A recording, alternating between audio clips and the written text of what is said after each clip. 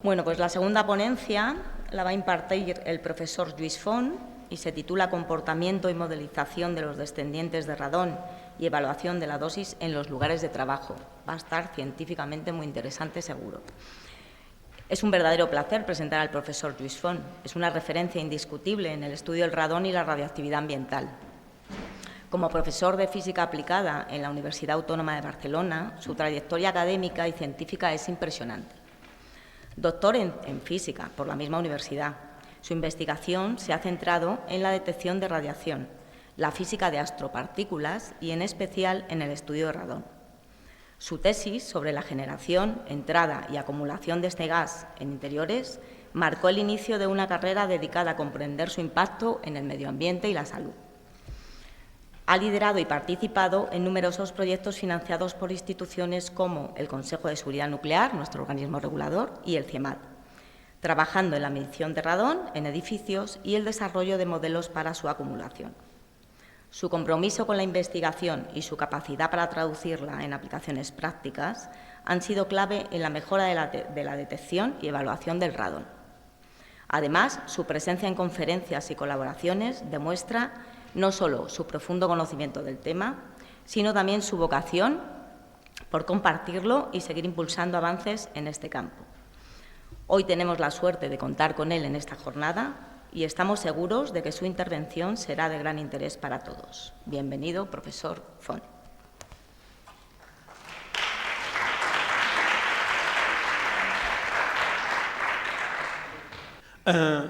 Los que estuvisteis el año pasado ya visteis que la charla que di fue acerca de la simulación y la modelización del transporte del radón desde que se genera hasta que entra dentro de un edificio. Entonces, ya una vez, y eso es complejo, digamos, modelizar eso es un reto. Este es el contenido de la charla de hoy. Entonces vamos a ver las características de los descendientes, no sé si... Sí, bueno, las características de los descendientes, el comportamiento de los descendientes en interiores, cómo podemos simular este comportamiento y luego, a partir de estos resultados, cómo obtener los coeficientes de dosis a partir ya de la ICRP 137. Finalizaré con unas conclusiones. Entonces, como iba diciendo, bueno, una vez tenemos el radón ya presente en el recinto, vamos a ver con detalle cómo se produce cómo se comportan los descendientes y cómo obtenemos la dosis. Entonces, aquí vemos con un cierto detalle los descendientes del radón en la cadena de desintegración hasta que llegan al plomo 210. El plomo 210 tiene un periodo de semidesintegración de 22 años y eso hace que, a efectos de la dosis que recibe una persona, podemos considerar que es como si fuera estable, digamos, no influye mucho en la dosis que recibimos. Estos otros que están enmarcados en rojo son los descendientes de vida media corta, de corto periodo de semidesintegración, que es menor de 30 minutos. Y son estos los responsables al final de la dosis que recibimos en los pulmones. Entonces aquí vemos, tenemos el radón, se desintegra emitiendo un alfa de 5,49 MeV, vamos al polonio, un alfa de 6 MeV, el plomo 214 es una reacción beta, bismuto 214 una beta y finalmente otro polonio con otra alfa. Entonces, finalmente, el daño que nos producirá al final cáncer de pulmón será producido por la absorción de estas energías cinéticas de las partículas alfa emitidas por estos descendientes. Entonces, teniendo esto en cuenta, tiene todo el sentido definir lo que llamamos energía alfa potencial de un descendiente como la suma de todas las energías alfas que, a partir de su desintegración y las siguientes desintegraciones, pueden potencialmente absorberse en un tejido pulmonar, por ejemplo. Por eso hablamos de la energía potencial alfa, por ejemplo, la energía alfa potencial del radón sería 19,2 MeV, que es la suma de estos 5, 6 y 7,7.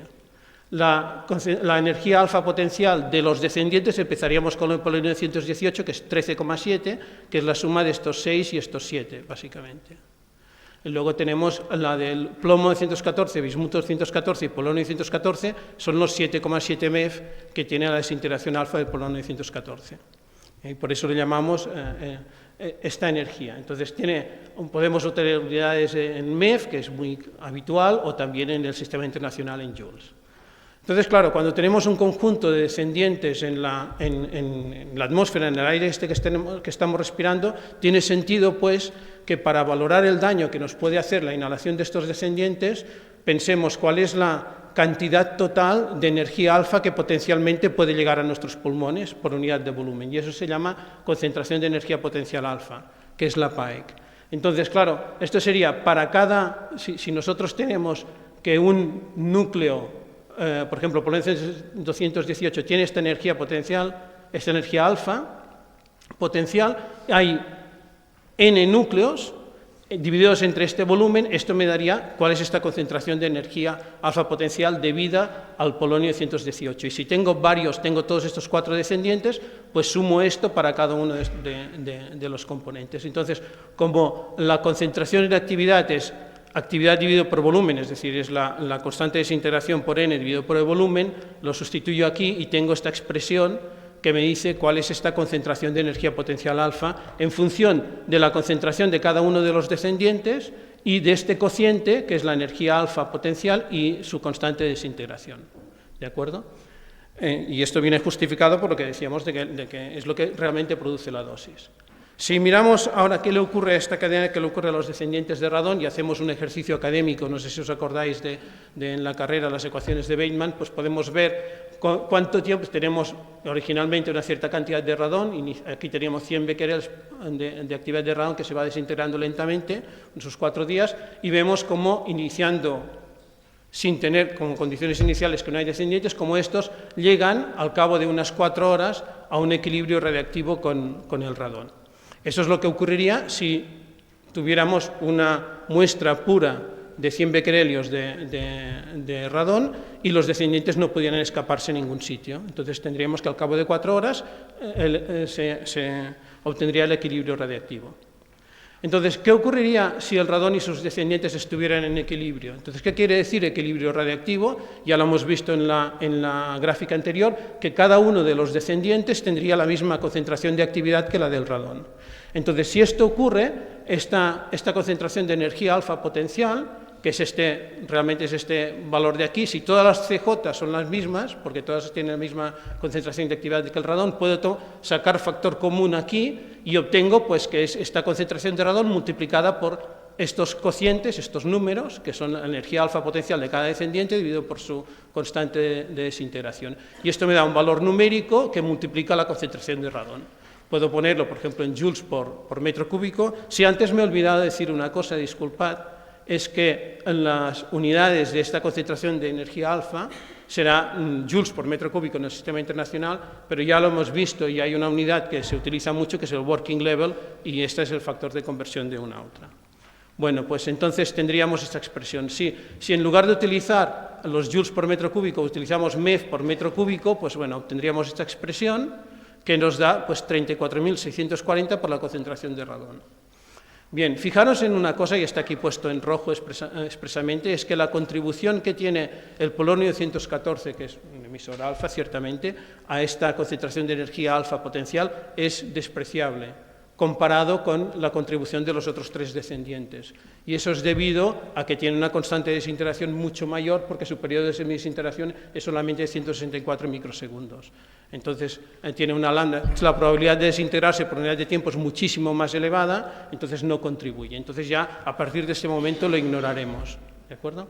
Bien, pues entonces vemos que, si, por ejemplo, utilizando estas unidades de MEF por metro cúbico, que si estuviera el radón en equilibrio con sus descendientes, conociendo la concentración de radón, multiplicando por este factor, tendríamos, por ejemplo, pues la concentración de energía alfa potencial, que es lo que nos permitirá obtener la dosis. Eso es lo que ocurriría si estuvieran en equilibrio. Pero, ya lo ha comentado Luis, enseñando estos dibujos, pero más bonitos, no está en equilibrio el radón con sus descendientes y nunca llega a estarlo, ¿no? Y eso es debido a estos procesos, básicamente la deposición sobre las superficies es el que más influye en el desequilibrio, porque una vez un descendiente se ha depositado en una superficie, no se va de la superficie y vuelve a incorporarse el aire que respiramos. Luego tenemos una concentración de descendientes, una mezcla de descendientes en este aire que estamos respirando ahora aquí, que no está en equilibrio con el radón, ¿no? Sino que hay menos cantidad. Entonces, fijaros que esto lo que, no insisto en esto porque ya lo ha explicado Luis, fijaros que esto lo que quiere decir es que la concentración de energía potencial alfa que tenemos en realidad siempre será menor que la que correspondería a si estuvieran los descendientes en equilibrio, porque hay menos descendientes de los que... Entonces, ¿eso qué quiere decir? Que si yo tengo la concentración de radón y multiplico por este factor numérico, esto sería la concentración de energía alfa potencial máxima que puede haber, ¿no? La que correspondería a que estuvieran en equilibrio. Luego, la concentración de energía potencial alfa siempre estará por debajo de este valor, y eso quiere decir que este valor es una cota superior a la energía potencial alfa que podemos obtener. Vamos a ver ahora ya los conceptos que se utilizan mucho en dosimetría radón y que conviene quizás verlos con un cierto detalle, al menos alguna vez, para poder asimilarlos bien. Entonces, nosotros hablamos de concentración de radón equivalente al equilibrio como aquella concentración de radón ficticia que si estuviera en equilibrio con sus descendientes nos daría la misma concentración de energía potencial alfa que la real. ¿Vale? Entonces ya hemos visto la concentración de energía potencial alfa real es este sumatorio que acabarán siendo unos coeficientes que multiplican a cada una de las concentraciones. Normalmente estas concentraciones no son las del radón porque hemos dicho que no están en equilibrio, pero sería igual a este valor si estuvieran con una concentración ficticia que estuviera en equilibrio, es esta concentración de aquí. Esto nos permite ver esta igualdad de aquí, el valor real de la concentración de energía potencial alfa y la que correspondería a un cierto valor ficticio de la concentración de radón en equilibrio, nos permite obtener esta concentración en equilibrio a partir de las concentraciones de cada uno de los descendientes. De los tres relevantes, porque el cuarto ya lo hemos descartado porque no influye. Vale, y una vez tenemos esta concentración de radón equivalente al equilibrio, definimos el factor de equilibrio como el cociente entre la equivalente al equilibrio y la real. La equivalente al equilibrio siempre será menor que la real, porque la PAEC real siempre es menor que la cota máxima de la PAEC. ¿De acuerdo? Entonces, este es el valor. Si ahora aquí dividimos esta expresión por la concentración de radón, pues tenemos aquí concentración de cada uno de los descendientes dividida por la concentración de radón, y esto se llama también el grado de desequilibrio de cada descendiente, que se denota por K muchas veces o por F, eso depende. Bien, aquí no se puede ver, pero aquí pone igual que PAEC dividido por el valor máximo, y también podemos entender el factor de equilibrio como el cociente entre la PAEC real y su cota máxima. También es otra manera de entenderlo. Bien, antes hemos dicho que existía la unidad de concentración de energía alfa potencial del working level, pero vamos a ver cómo se define. Es una concentración alfa de energía potencial correspondiente a una concentración de radón equivalente al equilibrio de 3.700 becquerels por metro cúbico. Entonces, esto nos da directamente esta expresión, porque cuando aquí ponemos 3.700, tenemos una PAEC de un working level, por definición. Esto es. Vale. Entonces, luego tenemos el concepto de exposición que utilizamos muchas veces todos, ¿no? Entonces, la exposición no es más que la integral de la concentración con el tiempo. Y esto pues se puede poner como concentración media por el tiempo que ha durado la exposición. Bien, y tiene como unidades, serían becquerelios por hora dividido por metro cúbico, pero es más cómodo utilizar kilobecquerelios multiplicado por hora de metro cúbico. Entonces aquí tenemos que ir un poco con cuidado, a veces en distinguir entre la exposición al radón y la exposición a la concentración equivalente al equilibrio de radón, porque son dos cosas distintas, que tienen las mismas unidades, Entonces, si también fijaros en una cosa, que si cuando aquí decimos, que conocemos la concentración de radón equivalente al equilibrio, es lo mismo que decir que conocemos las concentraciones, cómo se combinan las concentraciones de los descendientes. Por eso muchas veces cuando decimos medimos los descendientes, medimos también la concentración de radón equivalente al equilibrio, porque los dos te dan la PAEC. Es medir en el fondo esta concentración de energía alfa potencial. Bueno, pues entonces, claro, si nosotros podemos hablar de exposición a la concentración de radón o bien de exposición a la concentración equivalente al equilibrio de radón. Entonces, los dos tienen las mismas unidades, pero como la concentración de radón equivalente al equilibrio es el factor de equilibrio multiplicado por la concentración de radón, entonces hay esta relación entre las dos exposiciones, pero hay que ir un poco con cuidado con esto. Vale, entonces, la exposición a una concentración de energía potencial alfa pues será lo mismo, es una exposición, es decir, es una integral con el tiempo de esta concentración de energía potencial alfa. Entonces será la promedia por el tiempo de exposición. Y tendrá unidades en el sistema internacional de joules por segundo sería, dividido por metro cúbico, normalmente utilizamos horas, o bien MEF por hora y dividido por metro cúbico.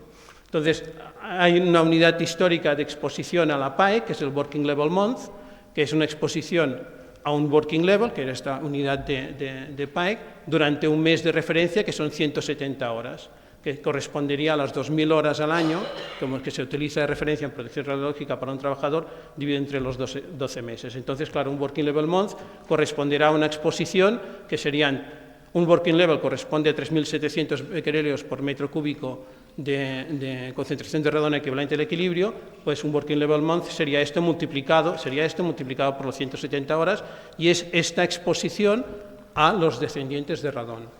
No confundamos con exposición a radón, ¿de acuerdo? Bien, entonces esto también es una figura que hemos visto antes con Luis. Esto es una distribución típica de tamaño de los descendientes, donde vemos dos modas principales, la de los descendientes libres, que tienen este tamaño de alrededor de 1 nanómetro, y la de los adheridos a los aerosoles, que tienen un tamaño de típicamente unos cuantos cientos de nanómetros, el 0,1 micras que decía Luis. Entonces, si miramos con más detalle, en realidad hay dos modas aquí dentro, una de nucleación con un tamaño más pequeño de unas decenas de nanómetros y otra la de acumulación con algunos cientos de nanómetros, ¿no? Bien, esto es importante porque, de hecho, ya lo ha comentado también Luis, ¿no?, que el tamaño de estos descendientes es lo que hace que se depositen en una zona o en otra, o lleguen aún más al interior en unas células pulmonares del tracto respiratorio menos, y por tanto producen más o menos dosis, ¿no? Entonces, bueno, hablamos de fracción libre, y que es esta FP, que ya hemos visto también antes, que no es más que la proporción de la parte libre respecto del total en unidades, ya sea de concentración de energía alfa potencial o concentración de radón equivalente al equilibrio, es lo mismo. Y su complementario será la fracción adherida, ¿de acuerdo? Vale, entonces, ¿cómo caracterizamos estos procesos?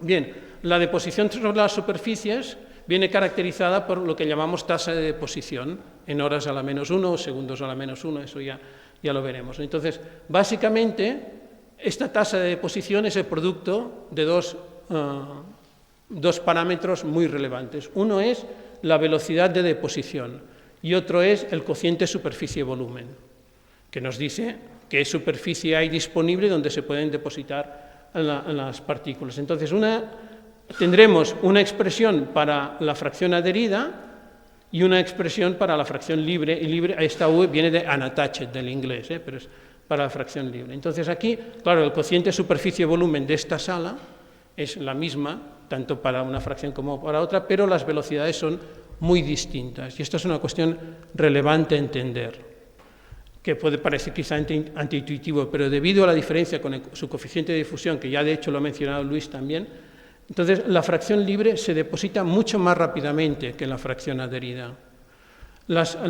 Aquí tenéis en unas ciertas unidades, que ahora no voy a entrar en detalle, pero de este artículo de Postendorfer también, que todos hemos citado muchas veces, vemos que las partículas de 1 nanómetro tienen una velocidad de deposición del orden de 2 órdenes de magnitud mayores que la velocidad de deposición de la fracción adherida.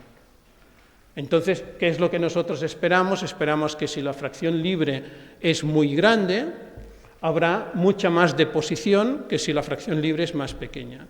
Y si hay más deposición, quiere decir que habrá más desequilibrio, más descendientes que desaparecerán del aire porque se depositarán en la superficie.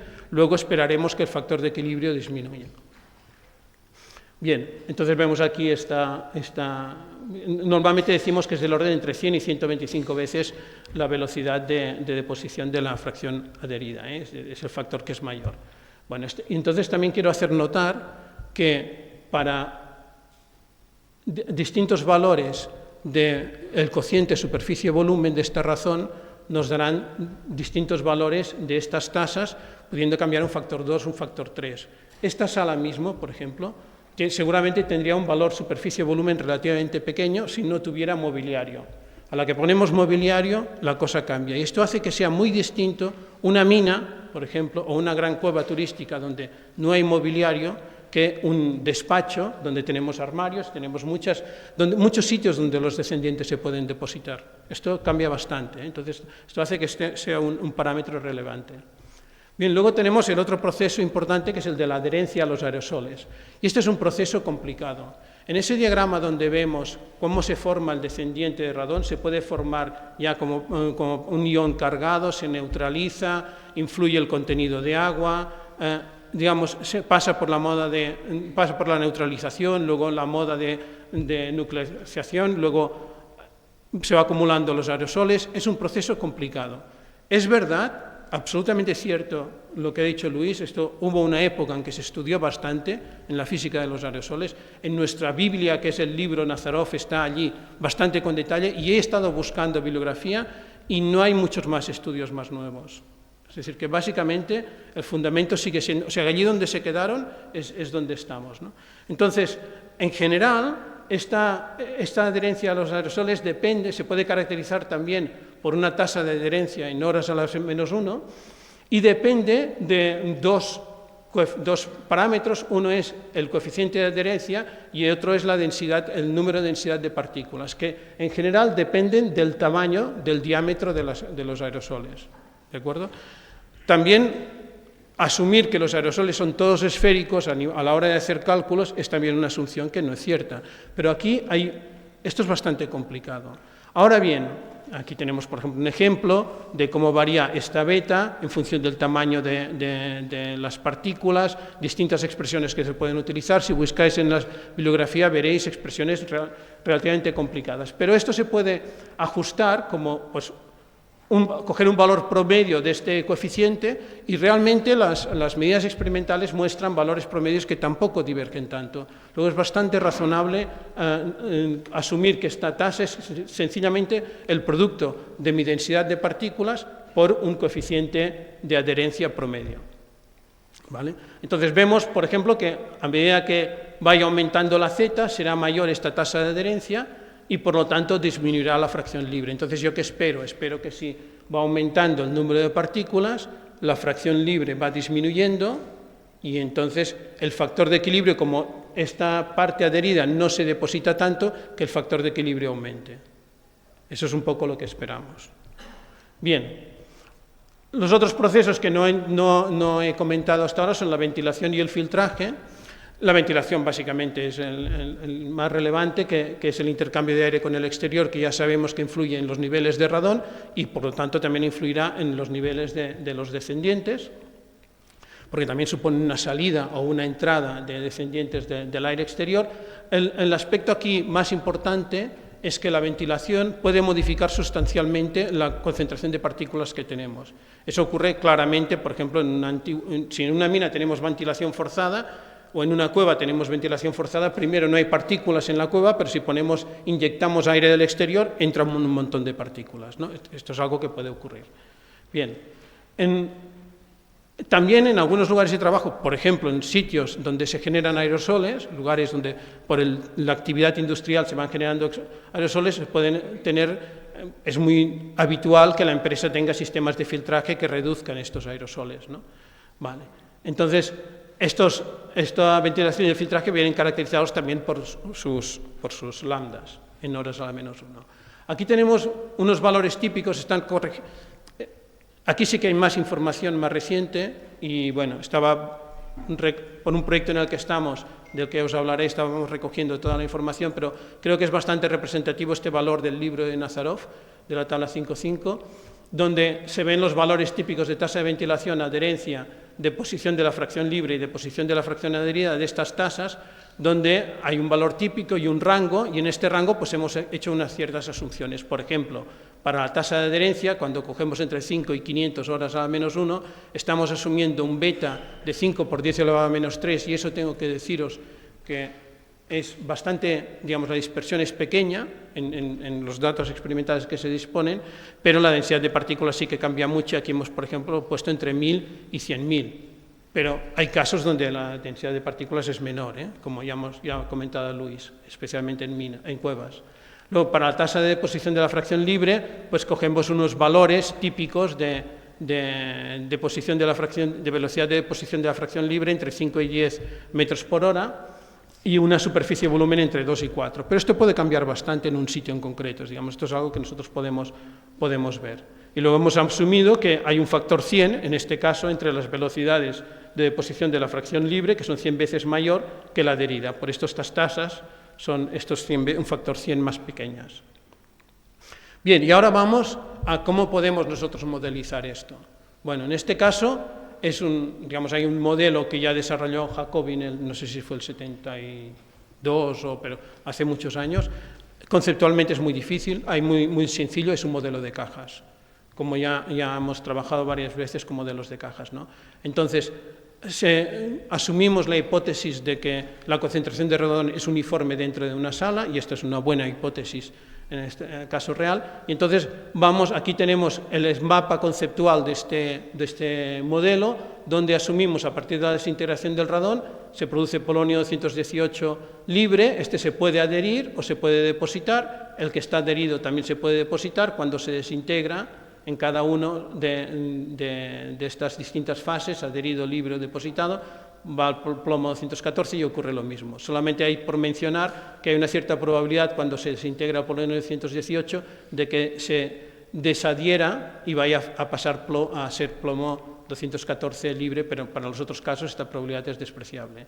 Bueno, pues entonces en el marco del proyecto RADOSIS subvencionado por el Consejo, en el que colaboramos el Instituto de Técnicas Energéticas de la Politécnica y mi grupo, somos estos 4, pues hemos hecho una extensión del modelo Ragena, que de hecho ya os lo comenté el año pasado en la charla, que estábamos extendiendo el modelo Ragena, que es un modelo de cajas que simula la entrada de acumulación y dinámica de radón en edificios. Hemos incorporado un módulo para poder simular también los descendientes y de esta manera acabar obteniendo el factor de conversión a dosis y tener un modelo absolutamente global. Entonces aquí tenemos el esquema en el software en el que se ha desarrollado este modelo, que es el Stella.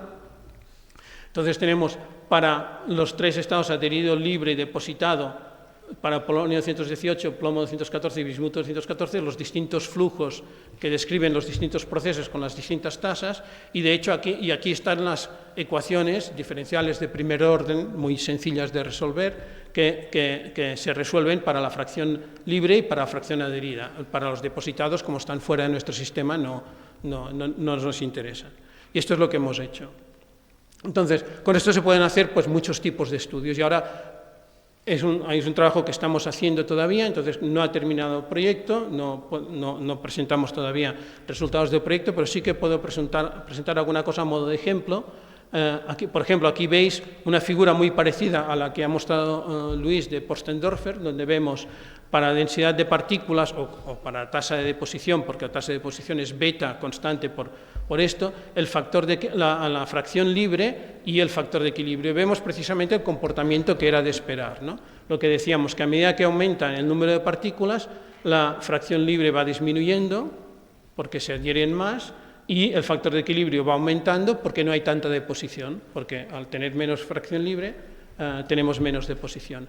Y esto es importante porque hay una cierta compensación entre estos dos parámetros. Si nosotros tenemos, para calcular la dosis, tenemos que multiplicar Fp por F, el producto fluctuará, pero no tanto como Fp solo o F solo, porque mientras uno baja, el otro sube. ¿De acuerdo?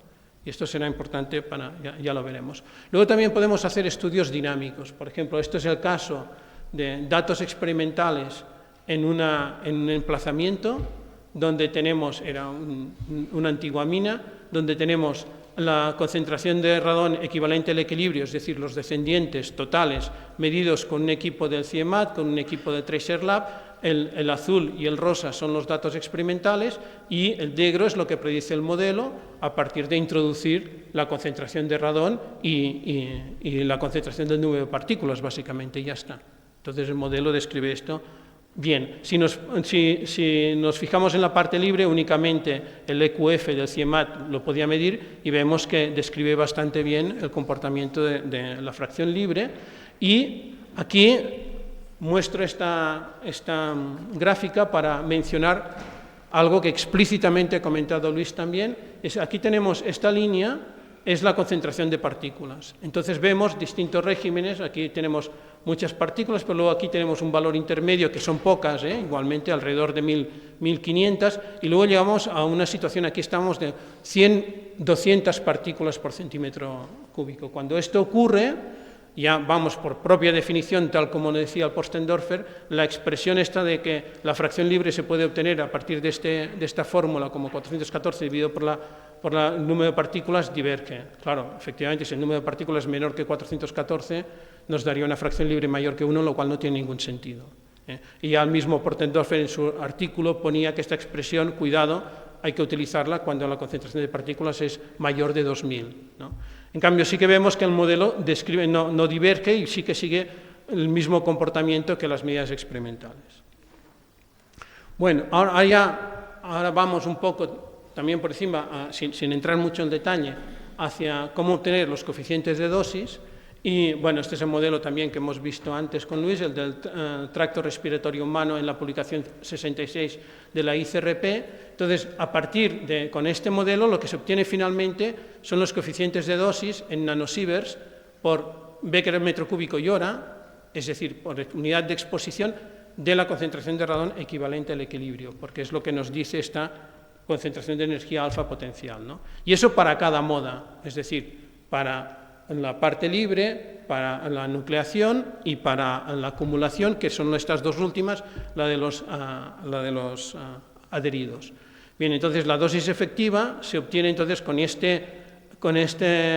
digamos, esto sería la concentración equivalente al equilibrio correspondiente a la parte libre y su exposición, es decir, el valor medio por el tiempo, este coeficiente de dosis. Lo mismo para la parte de nucleación, lo mismo para la parte de acumulación. Entonces, cada una de estas, es decir, la concentración de radón equivalente al equilibrio en la parte libre no es más que la fracción libre multiplicado por el valor total de esto. Entonces, si este valor total de EC lo ponemos, sacamos factor común, es lo mismo que poner el factor de equilibrio por la concentración de radón real. Entonces, aquí vemos, en esta fórmula, vemos claramente que, y ya lo veréis ahora luego en las siguientes transparencias, tenemos un FP, esto acabará siendo 1 menos, este acabará siendo 1 menos FP, y la parte de la moda de nucleación es poco relevante en general. Hay algún escenario donde sí que lo es, pero en general no lo es. Entonces aquí teníamos FP, aquí teníamos 1 menos FP. Total que tenemos FP multiplicando a F. Y es lo que os decía, el cociente, la multiplicación de FP con F fluctúa mucho menos que FP a solas o F a solas. Y por eso, exactamente por eso, durante muchos años, mucha gente ha ido diciendo es mejor estimar la dosis directamente a partir de la concentración de radón que a partir de los descendientes. Y tiene su parte de razón en este argumento, ¿vale? Tiene su parte de razón, ¿no? Pero bueno, sigo. Entonces aquí vemos ¿qué hace la ICRP en este documento 137? Pues describe características de los aerosoles típicas, porque se han hecho bastantes estudios, recoge todos los estudios, y define 3 escenarios de lugares de trabajo. Y esto es un poco discutible, porque cuando entras al detalle ves que hay una gran variedad. Pero bueno, acaba definiendo estos 3 lugares de trabajo, un lugar de trabajo estándar en un interior, como podría ser trabajar aquí o en un despacho, minas y cuevas turísticas. Entonces, va cogiendo esos 2 conversion factors que decíamos de nanosieverts por unidad de exposición de concentración de radón en equilibrio y los obtiene asumiendo pues unas ciertas proporciones, porque claro, depende cuántos haya de polonio 218 respecto de los de plomo 214 o respecto de bismuto en cada una de las 2 modas, en adheridos y libres. Básicamente esto es lo que hace. Tiene en cuenta una cierta ventilación pulmonar y entonces esto que nos lleva a que si sabemos que en un sitio hay mucho esfuerzo físico, pues se puede hacer correcciones. De hecho ya presenta también, como ha dicho Luis, algunos casos de estos, ¿no?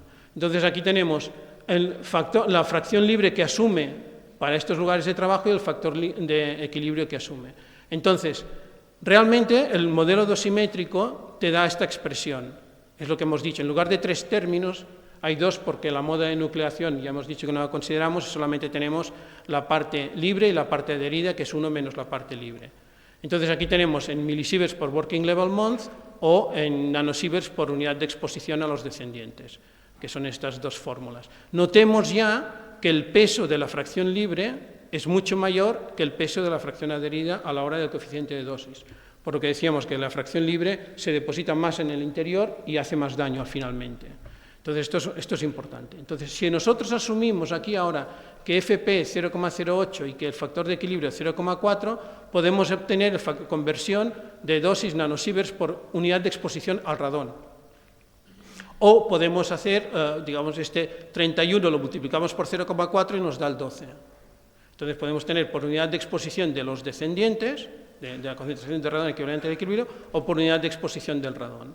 ¿De acuerdo? Esto es lo que... Bueno, entonces, ¿qué nos muestra esto? Que en algunos lugares de trabajo, de hecho, en cualquier, si quisiéramos, hacer una buena estimación de la dosis efectiva quiere decir evaluar los descendientes y la fracción libre y el factor de equilibrio. Si no, lo que estamos haciendo es asumir estos valores. Y puede ser, si lo hacemos es correcto, pero sabemos que tenemos una cierta imprecisión, ¿no? Entonces, aquí tenemos un ejemplo, me he puesto no en una situación, digamos, muy imbalance, sino, por ejemplo, un lugar de trabajo estándar. Entonces, si conocemos la concentración de radón, pero no sabemos nada más, es decir, no sabemos ni la fracción libre ni la concentración de radón equivalente al equilibrio, tenemos la dosis sería estos 12 que aparecían aquí, estos 12. Entonces, 12 nanosieverts por unidad de exposición de radón, pues lo multiplicamos por la exposición de radón y ya está.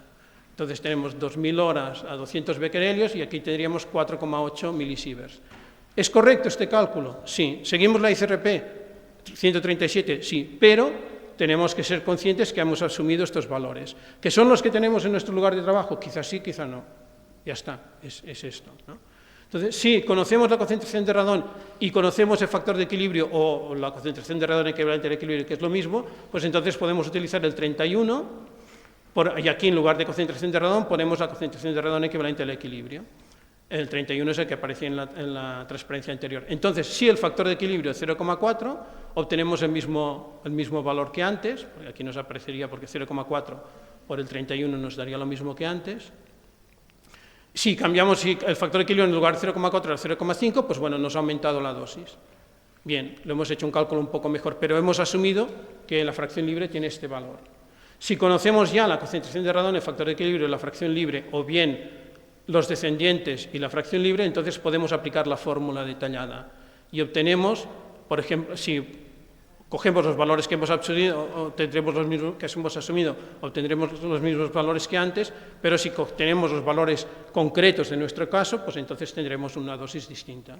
Y esto, en algunos casos, puede llegar a ser muy relevante, como por ejemplo, como decíamos, en las cuevas o en sitios donde tengamos una fracción libre que es alta porque hay pocas partículas, entonces las partículas no se pueden adherir, los descendientes no se pueden adherir, y que además la superficie de volumen sea pequeño, no haya sitios donde depositarse. Luego, aunque la fracción libre sea elevada, la deposición sería relativamente pequeña, con lo cual el factor de equilibrio tampoco bajaría mucho. Y si FP y F son grandes, entonces tenemos unos coeficientes que pueden ser el doble, el triple, el cuádruple, y se puede aumentar muchísimo la dosis. Bueno, ya termino con las conclusiones, perdónate, bueno. Entonces, bueno, es deciros que este modelo de cajas es sencillo, luego es relativamente sencillo simular el comportamiento de los descendientes de radón en un recinto cerrado a partir de la densidad de partículas, la concentración de radón, la fracción superficie-volumen y la ventilación. Y un modelo de cajas es apropiado, esto no hay duda. Una vez que tenemos el modelo, pues podemos hacer los estudios paramétricos para explorar la aplicabilidad de las fórmulas dadas por la ICRP 137 en distintos escenarios. Podemos también utilizar un modelo dinámico, como es nuestro caso, que nos permita pasar, en ese sitio que hemos visto, teníamos desde un número de partículas más o menos medio a pocos, y entonces el factor de conversión a dosis variaría según distintos escenarios en el mismo sitio. Luego, tener esta información es importante porque no sabemos cuándo el trabajador está allí, si en un escenario o en otro, y luego, pues bueno, que la fracción libre es muy importante a la hora de evaluar la dosis por el peso que tiene. Y eso es todo, gracias.